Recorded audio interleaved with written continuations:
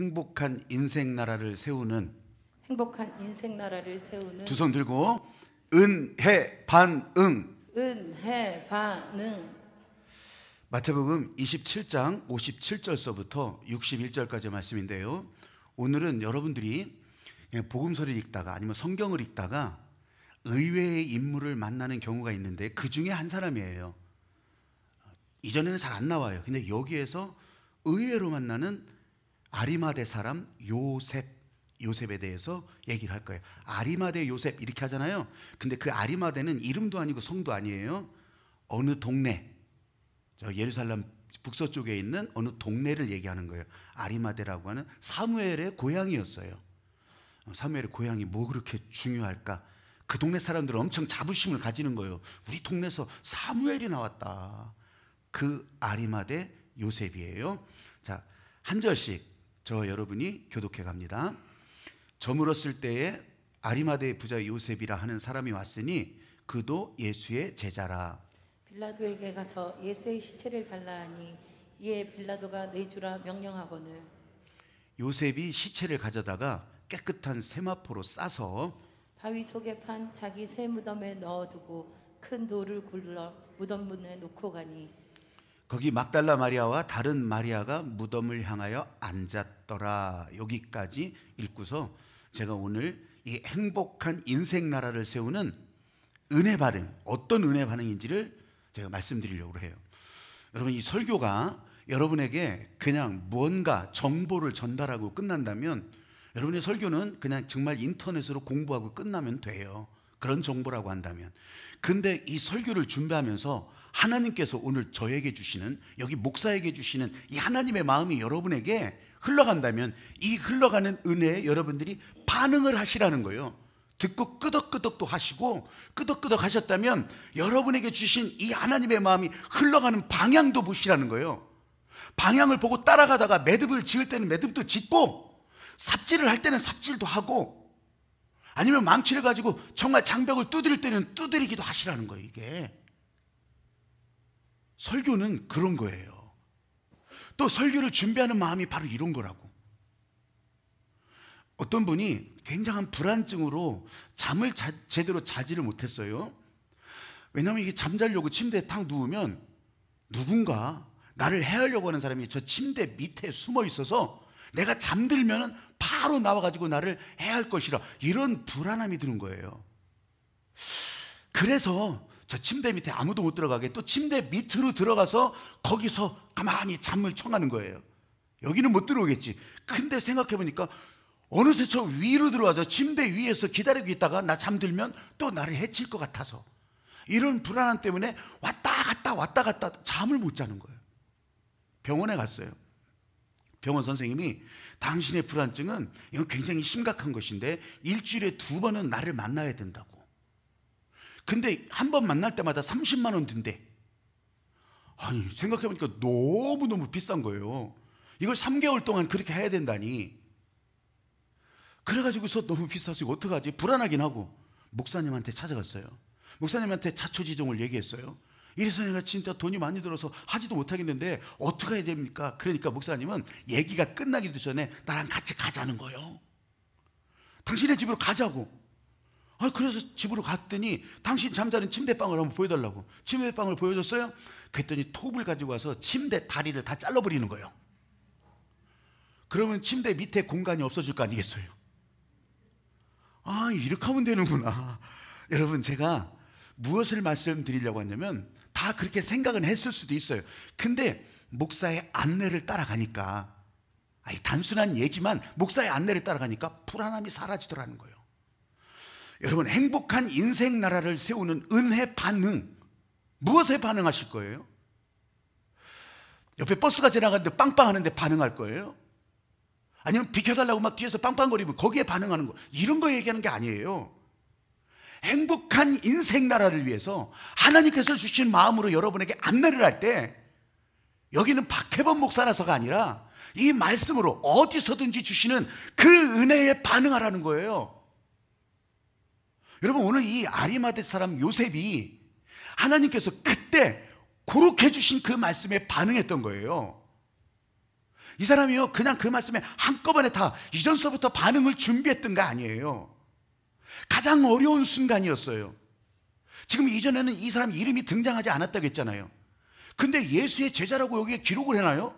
물론 나중이니까 기록을 한 거지. 근데 그때 당시 그 순간은요 이 사람이 예수의 제자인지도 몰랐던 거예요. 그러니까 그렇게 등장하지 않았던 거예요. 그런데 지금 이 결정적인 순간, 왜 결정적인 순간인지 아셔요? 예수님이 죽으셨어요. 그것도 사실 결정적인 게 아니에요. 진짜로 하나님께서 이 세상에 우리를 살리시는 결정적인 순간은 부활의 순간이에요. 그 부활을 이미 말씀하셨고 그 부활을 준비하게 하시는 그 결정적인 순간, 무덤 문을 열고 나와야 되는 그 결정적인 순간을 이 아리마대 사람 요셉이 거기에 반응을 한 거예요. 생각해 보세요. 이게 지금 가야 되나 말아야 되나? 아니 지금 내가 나선다고 이게 될 일인가? 그런데 아직도 눈에 보지 않았지만, 아무 일도 안 일어났지만 그 예수님께서 말씀하시던 그 말씀이 이루어질 것이라, 그게 그냥 이 마음속으로 확 통과를 하는 거예요. 거기에 반응을 해서 용기를 내고 두려움 없이 발걸음을 옮겼던 것이죠. 여러분, 인생을 준비하는데 오늘 이제 인생 추수, 이번에는 제가 그렇게 제목을 정하고 추수감사헌금도 여러분 생애 최초로 받아본 추수감사헌금, 이거는 전 세계 어디 가나 없어요. 역사상 이런 추수감사헌금 봉투도 없었어요. 근데 앞으로도 없을 거예요. 여기에 여러분들이 이런 고백을 가지고 이 목사의 안내에 따라서, 침대 자리 자르라고 하는 목사의 안내에 따라서 한다면 여러분들이 인생의 나라가 여기서 끝나는 것이 아니라 계속 되어지잖아요. 여러분, 여기에 순종하는 거예요. 예전에 추수하는 들판을 기억하시는 분들, 아니면 그걸 잘 기억하지 못하더라도 그냥 영화나 전원일기 드라마라도 보면 나왔던 게 있잖아요. 추수가 끝나면요 보여지는 풍경이 두 가지가 하나 있어요. 추수가 끝난 들판에서는요 탈곡이 끝나고 다 이렇게 그러면요 다 여기저기서 하얀 연기가 다 피어올라. 왜냐면 그 밭에 건불대기서부터 시작해서 이제 타자 껍데기 다 이런 것들도 태워야 되거든요. 태워서 없애려고 하는 것이 아니라 태워서 거름을 만드는 거예요. 이 재로 된 거름을 만드는 거예요. 그것이 이제 겨울을 지나면서 또 정월 대보름 때 그 잔디 다 태우면서 역시 병충해를 또 막는 거예요. 태우는 거. 태우고 끝나는 게 아니라고요. 다시 그 다음을 준비하는, 그것도 아주 충실하게 준비를 하고 있다고요. 또 하나 풍경이 뭐냐면 뒤집기요. 뒤집기. 논이고 밭이고 한번 뒤집어야 돼. 다. 아니 그냥 뿌리는 거 아니에요. 뒤집어야 된다고. 뒤집어. 그래서 모자라면 새로운 흙도 갖다 붓고 또 새로운 비료도 갖다 붓고 또 새로운 거름도 갖다 붓고 이렇게 해서 뒤집는다고요. 이게 추수할 때 보여지는 풍경이에요. 아, 이상하지? 태우는 것도 뒤집는 것도 이게 내가 생각하던 것과는 다르네. 거기서 끝나는 게 아니더라니까. 그러면 지금은 농사 안 짓는데 어떡할 거예요? 여러분, 사무실이나 아니면 기업이나 자영업을 하더라도요 해가 바뀌고 뭔가 결산을 할 때는요 그 다음을 또 준비해요. 아니 서류철도 2022년도 새로 쓰고서 그걸 준비한다고. 그럼 전에 건 어떻게 하겠어요? 전에 건 다 태워버려요? 아니에요. 그것도 보관해서 또 다음을 위해서 또 준비를 한다고. 아, 그것도 나하고 상관없는 일인 것 같으네. 컴퓨터고 휴대폰이고요 전부 다 새롭게 하려면요 있던 자료는 다시 다 보관해놓고 쓸데없는 자료는 다 지워버리고, 그렇게 하고서 새로운 기계에다가 새로운 컴퓨터에다가 이런 모든 것들을 다시 집어넣는다고요. 여러분, 추수하는 풍경, 제가 말씀드리려고 하는 것은 끝나는 게 아니더라. 거기서 종치고 땡 이제 모든 거 없어졌어 이게 아니고 다시 시작하게 하시는 거, 인생을 다시 시작하게 하시는 거. 이 아리마대 사람 요셉은 지금 예수님이 어떻게 하시는지 지켜봤어요. 아직은 나서질 못했어요. 나설 수도 없지. 나선다고 뭔 일이 달라지겠어요? 근데 예수님이 아무 대응 없이 죽으셨어요. 여러분, 지금 이 순간에 이 죽으신 예수님을 위해서 나가려고 하는 그 요셉의 마음을 한번 상상해 보세요. 살아있을 때도 나가지 못했어. 근데 십자가에서 죽으셨어. 그 십자가에서 죽으신 예수님을 위해서 지금 발걸음을 옮기는 거예요. 얼마나 마음이 콩당콩당해서부터 시작해서 이거 해야 돼 말해야 돼 갈등하지 않았겠어요? 그런데 지금 선택을 하는 거예요. 왜 선택하냐면 예수님은 죽으셨지만 살아계신 하나님께서 이 요셉의 때를 불러주시는 거예요. 요셉, 네가 지금 발걸음을 옮길 때다. 지금 너를 위해서 너의 나라가 펼쳐지는데 이 너의 나라에 순종하거라. 요셉은 그 부르심에 순종했던 거예요. 아니 무슨 나라? 예수님은 죽었는데 아니요, 하나님께서 영원히 이어갈 그 나라를, 요셉에게 주시는 이 어마어마한 나라를 요셉이 지금 그걸 따라가고 있는 거예요. 지금 여러분과 저가, 여러분 다른 시대고 다른 장소예요. 근데 상황은 똑같아요. 예수님이 여러분을 위해서 다시 죽으실 필요는 없죠. 그렇지만 지금 여러분의 나라를 살아가라고 오늘 특별히 절기, 추수감사라고 하는 이런 문제를 예수님이 죽으신 몸이 여러분 앞에 보여진 것처럼 여러분 앞에 던져졌다고. 아니 죽으신 예수님이 무슨 일을 한다고? 근데 예수님이 말씀하셨잖아요. 살아나리라. 살아나서 영원한 나라를 열어주리라. 여러분 이 약속을 하셨기 때문에 요셉이 이 하나님의 마음에 반응했어요. 추수감사 끝이 아니라고. 인생 추수 끝이 아니라고. 여러분의 인생 추수를 위해서 지금 여러분 인생의 가치를 담았어요. 인생의 가치를 여기 담은 것이 10,000원, 20,000원, 30,000원, 50,000원 이걸로 끝낼 거냐고요. 여러분의 인생 가치가 여기 담겨질 때 여러분의 인생 가치를 무시하지 말라는 거예요. 시대가 다르고 상황도 다르지만 여러분 지금 우리를 향한 부르심은 똑같다고. 여러분의 나라를 세워가는데 아끼지 말라는 거예요. 아끼지 말라는 거. 제가 한 가지 깨달은 게 있어요. 이 건물을 짓거나 아니면 뭔가 중요한 일을 할 때 설계하는데 돈을 아끼지 말라는 거예요. 진짜 돈을 아끼지 말라는 거예요. 우리가 진짜 많이 하는 말 중에 그거 있잖아요. 싸고 좋은 거. 싸고 좋은 게 있냐고. 싸고 좋은 건 하나도 없어요. 우리 교회 차량을 구입할 때 전부 다 중고차를 사잖아요. 제가 그거 하면서 진짜 깨달은 거 있어요. 싸고 좋은 차는 없어요. 싸고 적당한 차만 있는 거지. 고쳐 쓰자는 거예요. 그래도 그 비용으로 치면 어마어마하게 절감이 되고. 난 이거 요새 요소수 뭐 이런 거 파동 있잖아요. 요소수 파동 때문에 우리 교회 승합차는 중고차를 사가지고서 이 배출가스 그 기준만 통과하는 그런 차를 사서 그냥 걱정 없이 타요. 싸게 샀어요. 근데 그 차는 요소수가 필요 없는 차라. 아이고, 생각해보면 새 차 사서 저거 한 사람들 다 요소수 때문에 다 난리를 치고 있는데, 물론 상황은 바뀌어질 거예요. 여러분, 하나님께서 우리에게 열어주신 그 길에 반응해 나가는 거예요. 인생의 설계에 대해서 아낌없이 우리 교회 설계도 그래서 이 인테리어 설계지만 뭐 그까짓 거 내가 그리면 되지, 거의 다 내가 그려도 될 만하지만 그게 아니었어요. 제가 그래서 생각을 그때 바꿨던 거예요. 설계할 때는 아낌없이, 싸고 좋은 건 없다. 그랬더니 그 설계 색감에서부터 시작해서 하나하나 다 고려해서, 여러분 의자 배치까지 다 고려해서 해놓으니까 이게 10년이 지나도 처음에 들어올 때 그 마음인 거예요. 아, 이게 좋은 설계의 가치구나. 사랑하는 여러분, 인생 추수감사, 여러분의 나라를 세워가는데 하나님 앞에 이 가치가 드려지고, 여러분의 삶에 이 가치가 드려지고, 그래서 내일 세상이 끝나는 것 걱정하지 마시고 여러분의 삶에 여러분의 나라가 계속되기를 주님의 이름으로 축복합니다. 아멘. 오늘 이 아리마대 요셉처럼 갈등도 하지요, 망설임도 있었어요. 그러나 그럼에도 불구하고 끝내는 순종해서 나가는 이 요셉의 순종이 저와 여러분 가운데 계속되기를 주님의 이름으로 축복합니다. 아멘. 57절에 이제 등장했던 이 아리마대 사람 요셉, 그가 예수의 제자였다고 여기 기록은 했지만 이 마태복음의 기록이었던 데가 예수님 돌아가신 다음에 20년 뒤의 일이니까, 20년 30년 뒤의 일이니까 이게 나중 일이거든요. 나중 일.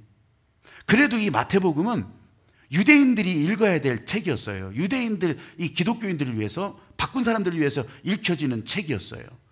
마가복음이나 누가복음, 이거는 이방인들을 위해서. 그러니까 이 유대인들에게 이 여기 나오는 아리마대 사람 요셉은 설명할 필요가 없었어요. 다만 몰랐었는데 예수의 제자였더라. 그냥 그 얘기만 적는 거예요. 이 사람이 어떤 지위를 가졌는지, 얼마만큼 부자였는지, 이건 다 알아. 다 소문 다 났어요. 그거는 소문이나 마나 다 알고 있는 내용들이에요. 여러분, 그런데 갈등했다는 거예요. 갈등. 여러분, 왜 갈등이 일어났을까요? 왜? 사람이기 때문에. 마귀가 진짜 생각을 그렇게 집어넣는 거예요. 아니, 자기는 아무도 몰랐지만 예수님을 따라선 사람이라고 그렇게 표현했기 때문에, 그래서 지금 이 자리에 나온 거 아니겠어요? 그래도 갈등을 하는 거예요. 마귀가 갈등의 생각을 막 집어넣는 거예요. 우리의 이 건전한 생각을 휘둘러 버리는 거예요. 아니, 마귀가 이제 공격 들어올 거다, 이런 것들도 예고가 된다면, 이제 들어간다, 들어가. 태풍 예고처럼 제주도 동남쪽, 뭐 아직 남서쪽, 뭐 600km, 800km 해상에서부터 지금 태풍이 초속 80m 아니면 막 시속 80km 그런 속도로 막 올라오고 있습니다. 그래서 10시간 후면 제주 해상, 또 10시간 후면은 이제 이 내륙으로 들어옵니다. 뭐 이런 거 예고를 하잖아요. 그러면 이제 우리 난리 나잖아요. 그래가지고서 예전에 이런 거 안 했는데 막 이제 막 신문지 갖다 붙이고 막 뽁뽁이 갖다 붙이고 막 그렇게 하면서, 난 그렇게 해가지고 뭐 창틀이 날아가고 이랬다는 보도는 내 별로 못 봤어. 그런데 하여튼 막 갖다 막 경고를 해대니 이거 얼마나 난리쳐요. 예고를 하면 그럴 수는 있다고. 근데 여러분에게 예고 없이 질병이 찾아오고, 여러분에게 예고 없이 고난이 다가오고, 여러분에게 예고 없이 재난이 찾아오고, 예고 없이 절망하고, 예고 없이 좌절하고. 여러분, 이럴 때 다 누구나 좌절하는 것 같지만, 인생의 목적 방향이 있다면, 깨지더라도, 아직 더디더라도 인생의 목적 방향이 있다면 여러분의 나라는 계속 세워지는 거예요. 믿으시면 아멘. 우리는 고민하지만, 우리는 갈등하지만, 우리는 이것 때문에 눈물을 흘리지만, 좌절하지만, 여러분 인생의 목적 방향을 우리 하나님께서 세워주셨다면, 하나님께서 여러분을 포기하지 않으시고, 여러분을 꺾어버리지 아니하시고, 여러분의 세미한 음성에도 귀를 기울이시고, 여러분 상처 입은 그 마음도 만져주시면서 여러분을 이렇게 세워주시는데, 은혜 반응. 나는 안 일어날래 이러지 마시고 일으켜 세워주실 때, 나는 주님의 붙들림에 나는 일어납니다. 여러분, 이렇게 한 걸음 뛰고, 이렇게 또 한 걸음 뛰고 가다가 막히면 어떡하죠? 돌아가. 아니, 그 돌아가도 다 늦어지면 어떡하죠? 늦어지는 거야. 늦어질 수도 있지만 방향이 그 방향으로 간다면 가는 거라고요. 제가 오늘 9시 예배부터 제가 여기를 항상 앉거든요. 여기를 앉았던 이유는, 여기 아무도 없을 때는 여기 올라오기가 그냥 편하니까 거기에 앉아서 제가 이제 강단에 올라오고 그렇게 했었어요. 혹시 여러분 가운데 이상하게 생각하신 분도 있었을지 몰라. 그거 뭐냐면, 아니 다른 데는 보면 여기에 다 의자 놓고 여기에 앉아서 막 이렇게 하는 경우가 많았었는데, 유달리 제가 그러질 않았어요. 처음에는 이상했겠죠. 근데요, 여러분 뭐 다니엘 기도회를 봐도 그렇고 다른 교회들도 거의 다 이렇게 바뀌어요. 왜 그런 줄 아세요? 권위만 가지고, 이 위에서 바라보는 이 공간의 권위만 가지고서 말하는 것이 이제 이게 틀려진 거예요. 달라진 거예요. 그 저희는 일찌감치 이 아래서부터 올라오는 것을 계속 그렇게 얘기했던 거죠. 누구든지 아래서부터 올라오는 거예요. 누구든지. 근데 이제 제가 여기 이렇게 성가대들이 쭉 쓰면 사실 이렇게 이제 비집고 들어가니까 좀 옹색할 때가 있어요. 많이 쓰잖아요. 난 저도 어떻게 오늘은 어디로 들어갈까 막 이렇게 하기도 하고, 여기 서 계신 분들이 또 그냥 버티고 있는 것 같아. 그래가지고서, 아니 그분들을 탓하는 것이 아니지만 저걸 어떻게 통과하지 늘 고민을 했었거든. 근데 오늘 간단하게 생각이 났어요. 그래서 자리를 저쪽으로 옮긴 거예요. 저쪽으로 옮기니까 걸리적거릴 것 없이 거의 길도 다 내놨어. 그렇게 해서 이렇게 올라왔던 거예요. 물론 아무도 없을 때는 그냥 여기 가까운 데 더 앉을 수도 있어요.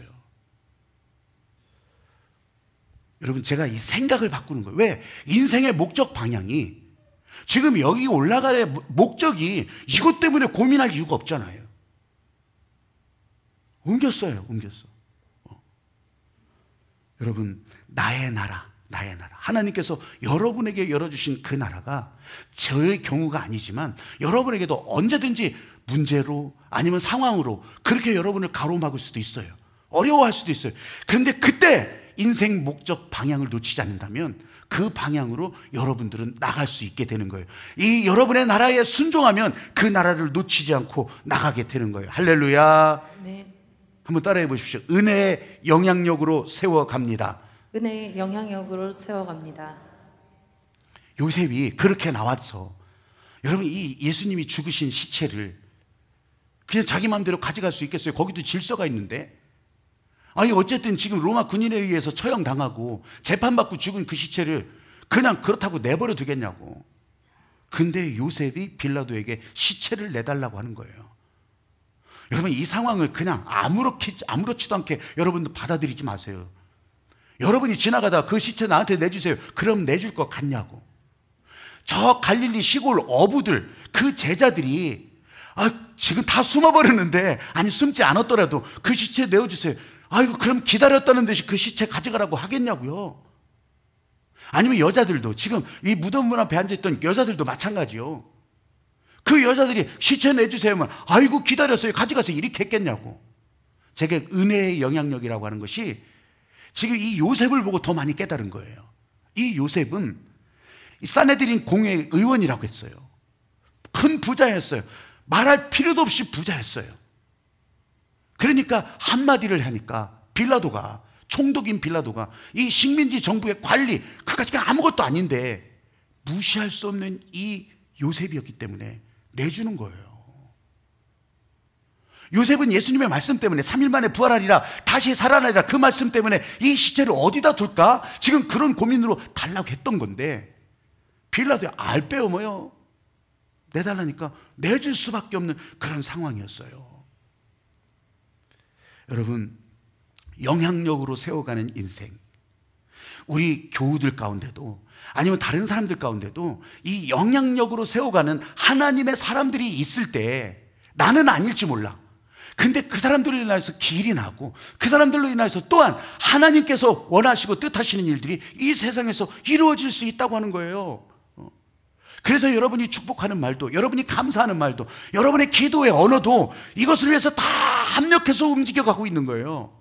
근데 아무 생각 없는 사람들은 모든 거 하나님이 하신다니까 자기는 아무것도 안 해. 자기는 모든 거 그냥 다 내팽개치고 모든 것이 은혜라고만 말해. 여러분, 이런 탐심이 어디 있냐고. 이런 억지 배짱이 어디 있냐고요. 주님은 내 마음을 아시지요. 주님은 내 중심을 아시죠. 아니까. 이런 추수감사, 인생 추수감사 그렇게 하더라도 주님은 아시죠. 알지, 그만큼만. 여러분, 이 하나님의 마음을 따라간다고 하는 거, 모든 것이 은혜라고 둘러댈 이유가 없어요. 그건 오해예요, 오해. 저 자신을 놓고 보더라도 참 안타까운데, 이런 마음이 들 때 진짜 안타까운데 하나님 보실 때는 어떠겠어요? 그래서 저는 진짜 지난번 예고를 했잖아요. 지난 17일에 그 우유곽 대학을 빌려드립니다, 그 저자인 최영한 대표가 17일에 나온다고 예고를 했잖아요. 근데 나와서 다니엘 기도에 나와서 간증을 하는데 여러분들은 어떻게 들었는지 몰라요. 근데 제가 진짜 아주 제 머릿속을 쾅 치는, 그러면서 저 안에 여전히 제가 잘하고 있다고 하는 것 같은 그런 얘기를 들었어요. 그게 뭐냐면 젊은이들을 통해서 세상을 변화시키는 일들에 이제 헌신을 해서 그렇게 해보려고 하는데, 젊은이들, 대학교 캠퍼스예요. 교회 다니는 애들이 3%도 안 되는 거예요. 3%.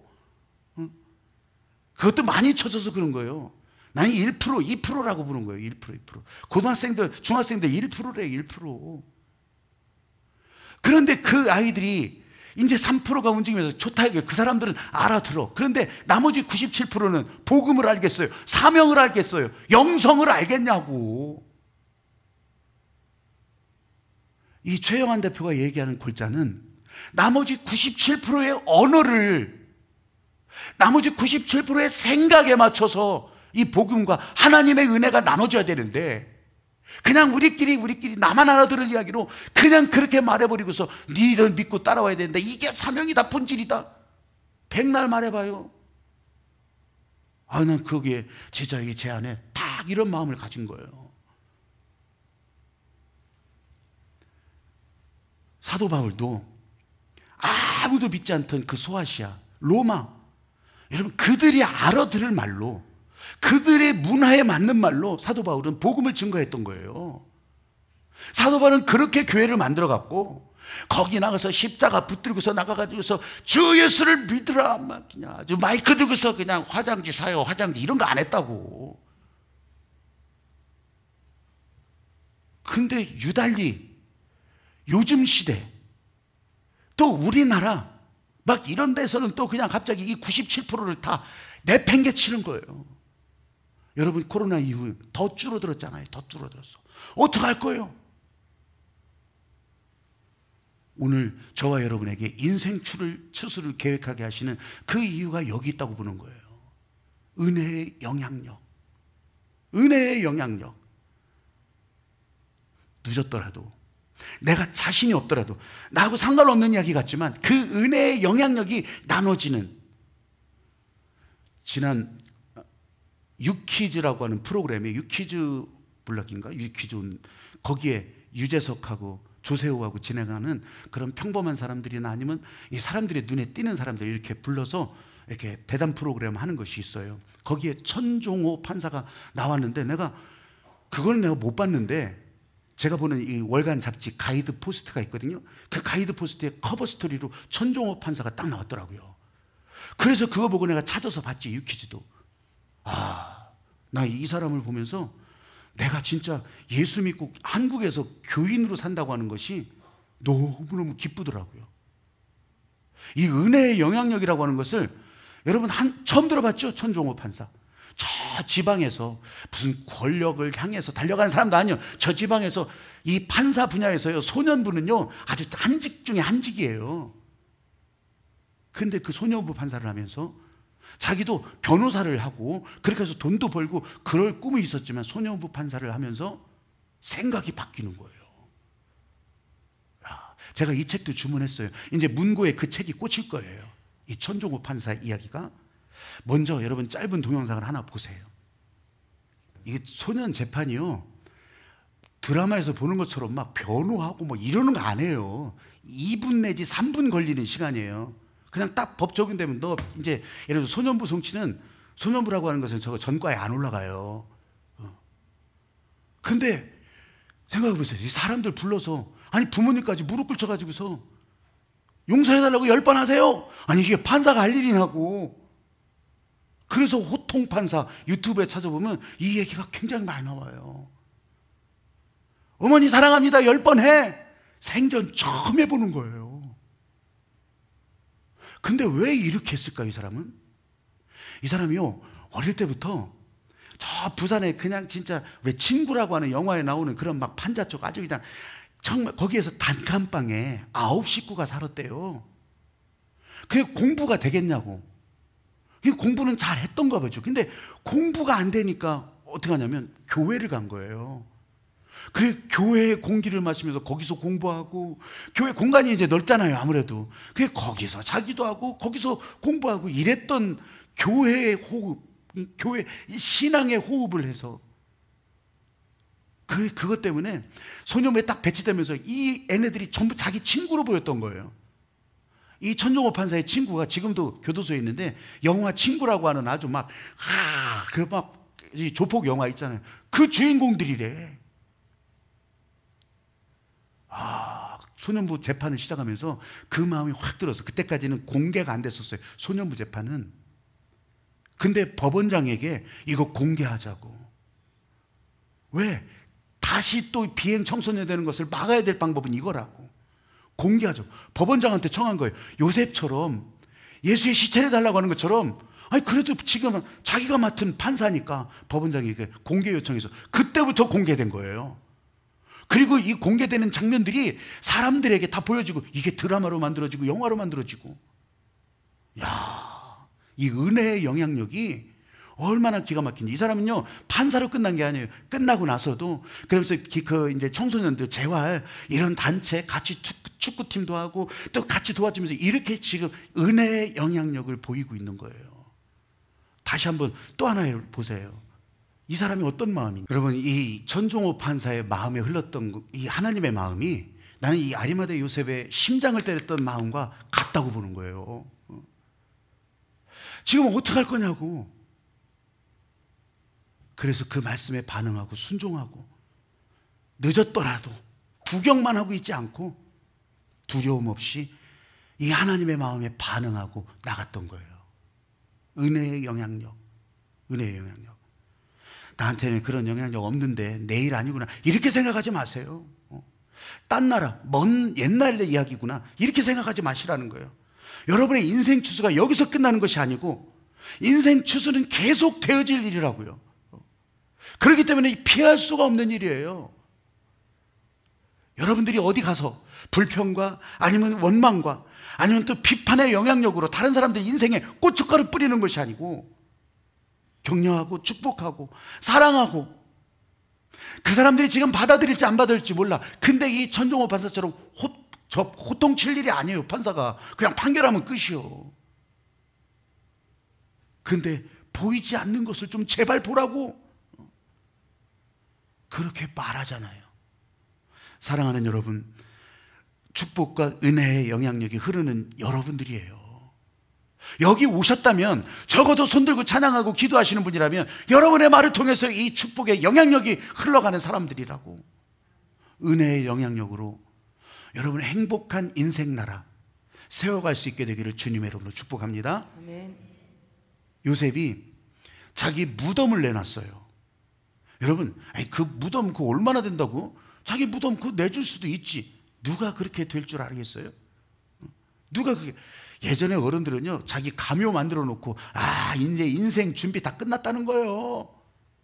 근데 그 마음이 이 현지 사람들도 똑같았을 거예요. 근데 더군다나 예루살렘 근처에서 이런 무덤을 만들어 놓고 자기 들어갈 무덤을 만들어 놨다고 하는 것은 이건 어마어마한 부의 상징이에요, 이게. 그리고 어쩌면 자기 인생의 이 종착점에서 아주 그냥 액센트를 강하게 걸 수 있는 표시가 되기도 한다고. 야, 인생 잘 살았네. 근데 그 무덤을 내주는 거예요. 여러분, 왜 내줬겠어요? 하나님이 하실 일이 있어야 되잖아요. 이제 죽은 지 3일 만에 부활하셔야 되잖아요. 그 말씀이 이 심장에 확 들어오면서 그냥 전율이 일어나니까 이건 하나님이 하실 일을 위해서 내 무덤을 내드려야 될 일이구나. 저는 이것을 메모하기를 빛나는 별의 헌신이라 그렇게 얘기를 했어요. 제가 이렇게 메모를 했어요. 빛나는 별의 헌신. 영원하다는 거예요. 이 빛나는 별의 헌신은 사라지지 않는다는 거예요. 여러분, 하늘의 별이 있잖아요. 하늘의 별들이 영원할 것 같지만 하늘의 별도 수명이 있어요. 그 수명이 뭐 150년, 200년이 아니라 수억 년, 수십억 년이지만 실감도 안 나죠.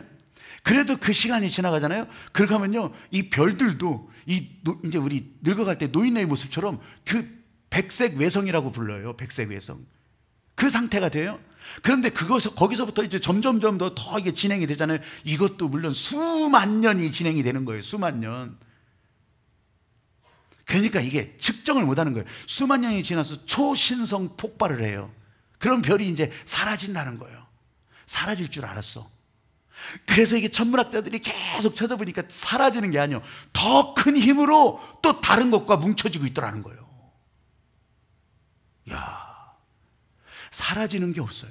블랙홀, 이제 블랙홀 발견한 사람들이 그래서 노벨 물리학상도 받았어요. 근데 그 블랙홀에 들어가면 다 없어진다는 줄 알았어. 근데 그게 아니에요.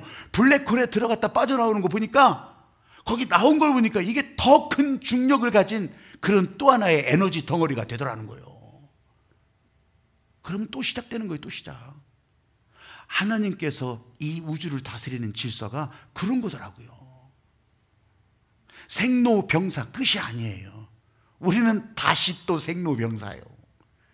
아니면 생로병사 생생생. 여러분, 빛나는 별의 헌신은 사라지지 않는다고. 이 요셉이 자기 새무덤을 내줬어요. 그걸로 끝이 아니라고. 오늘 저와 여러분에게도 이 요셉의 헌신이 그대로 빛나는 별처럼 살아서 이렇게 전해지고 있잖아요. 행복한 인생 나라를 세워가는 방식으로 알려주고 있잖아요. 우리 교회는 드러나지 않는 이 빛나는 별 같은 헌신들이 굉장히 많은 교회예요. 두드러져 보이고 뛰어나 보이고 이런 분들이 뭔가를 더 그렇게 할 것 같지만 그렇지 않고 무명해 드러나지 않는 분들이, 어쩌면 어떤 때는 노인들이, 어떤 때는 정말 약하신 분들이 이 빛나는 별의 헌신을 하면서 교회가 계속 이어지고 있는 거예요. 걱정할 이유가 없어요.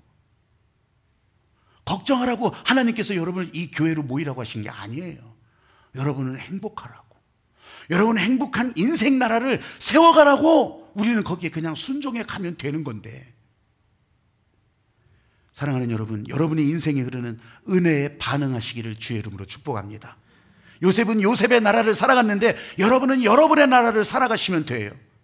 요셉은 하나님의 마음에 그때, 바로 그때 늦었더라도 순종하면서 나갔는데, 오늘 여러분들은 여러분의 인생 추수, 여러분의 인생을 위해서 지금 은혜 반응하고 그렇게 여러분의 나라를 세워가는 그런 복된 하늘나라 백성이 되시기를 주님의 이름으로 축복합니다. 아멘. 이 찬양하면서 여러분, 이 나를 향해서 세워주시는 나라, 주님의 나라, 행복한 나의 나라, 여러분 여기에 깊이 반응하는 그런 여러분이 되시기를 바랍니다.